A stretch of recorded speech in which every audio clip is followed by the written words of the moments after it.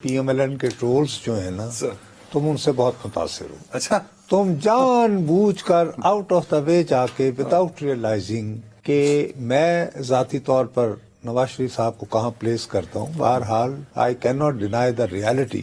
وہ پاکستان کے 3 مرتبہ یار وزیر اعظم رہے ہیں, ٹھیک ہے, اور میں نے ان کو بہت قریب سے ان کا سٹائل آف گورننس دیکھا ہے. میں ان کا بہت ناقد بھی رہا ہوں.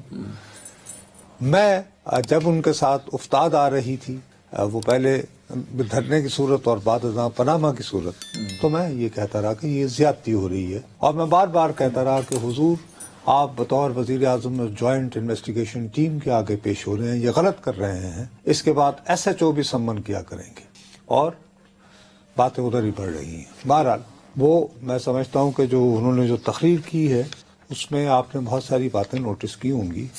تو ایک تو انہوں نے یہ کہا ہے کہ 1.5-2 سال بہت مشکل کے ہیں. یہ بڑا پن ہے ان کا کہ انہوں نے مانا ہے اس طرح کہ یار دیکھو, اور عوام کو بتایا ہے بجائے جھوٹے, یا دیکھو ان کی تعریف بھی کرنی ہے, صحیح کریں.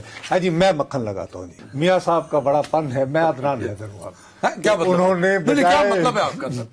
یار فیکٹس کو رپورٹ کیجیے نا سر. اچھا جی, میں فیکٹ کو رپورٹ کرتے ہوئے عدنان حیدر صاحب کی زبان میں کہہ رہا ہوں کہ انہوں نے عوام کو بتایا کہ جی میں آپ کو جھوٹے خواب دکھانے نہیں آیا, آئندہ 1.5-2 سال بہت مشکل ہے. بہرحال لیکن اس میں ایک بہت چھپی ہوئی بات انہوں نے پوری تقریر میں, وہ تم نے دیکھا ہے, وہ میاں صاحب بڑے اپنے مخصوص انداز میں اچھا ہی is very engaging speaker in comparison to Shehbaz sahib. مجھے بھی فیل ہوا. بات یہ ہے کہ اپنے ایکسپیرینس کی وجہ سے, تجربے کی وجہ سے, وہ جب بات کرتے ہیں تو ری ایشورنگ, یعنی تھوڑا سا حوصلہ دیتے, شام شہر ہال میں ایک تھوڑا سا حوصلہ بھی دیا, اہمی تسلی اور وغیرہ, ٹھیک ہے نا. لیکن بہت انہوں نے ایک بات کہی ہے, اس سے بچو اور ڈر کے رہو. اچھا وہ کیا؟ انہوں نے کہا کہ مجھے امید ہے کہ آپ ان لوگوں سے بھرپور مقابلہ کریں گے, اور وہ شخص یعنی 1.5-2 سال مشکل بھی نہیں, نال لڑنا بھی, یعنی معافی کی کوئی گنجائش نہیں تھا. اب معافی کی گنجائش کے سلسلے میں کیا ہو رہا ہے, ایک اور بڑی ڈیولپمنٹ ہوئی ہے. ہمارے بھائی جو تحریک انصاف والے تھے ان کے ساتھ لگ رہا ہے کہ ایک اور دھوکہ ہو گیا ہے. پہلے ایک اور بات تو آپ نہ مانے نہ لگے, آپ نواز شریف کی تعریف پہ کیوں کنجوسی کرتے ہیں؟ میں یہ نہیں کہتا کہ آپ ناجائز کریں.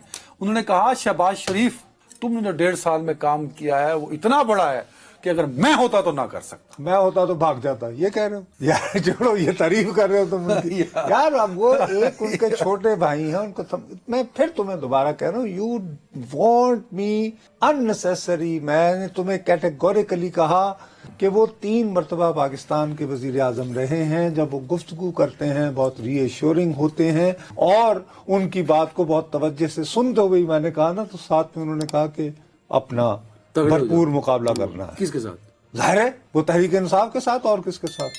انہوں نے جو پوری داستان نہیں سنائی بنی گالا, اچھا وہ ساری باتیں تم بھول جاتے ہو نا. تحریک انصاف اسٹرانگ فوٹنگز پہ ہے, یہ مانے آپ.